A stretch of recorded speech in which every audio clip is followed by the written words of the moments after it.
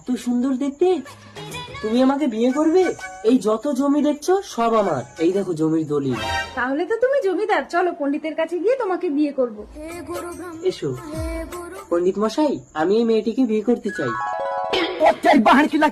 এত সুন্দর দেখতে, এ তো স্বর্গের অপ্সরা। তুমি একজন শূদ্র ছোট জাত, তুমি এ কন্যার যোগ্য না। আমি ব্রাহ্মণ পণ্ডিত, আমি একে বিবাহ করব। না আমি এনেছি, আমি বিয়ে করবো। আমি করবো। না আমি। কি তুই ব্রাহ্মণের গায়ে হাত তুলিস? তোকে আমি এমন অভিশাপ দেবো। চামচুকি চামাকাটা মজুমদার তোর বউ আমার।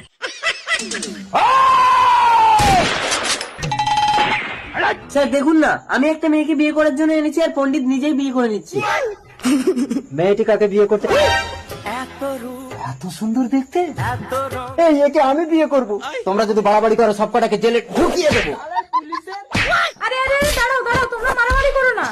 যে আমাকে সব থেকে বেশি খুশি করতে পারবে আমি তাকেই বিয়ে করব।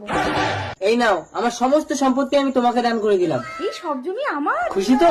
এতদিন পূজা পাঠ করে যা উপার্জন করেছি সব তোমায় দান করলাম। দাও দাও। কি এত বড় অপমান?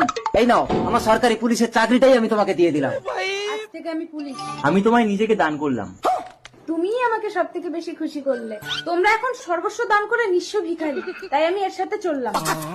আমার বাবা ঠিক বলতো, সারা মেয়ে লোকের পাল্লায় পড়লে সব ভোগে চলে যায়।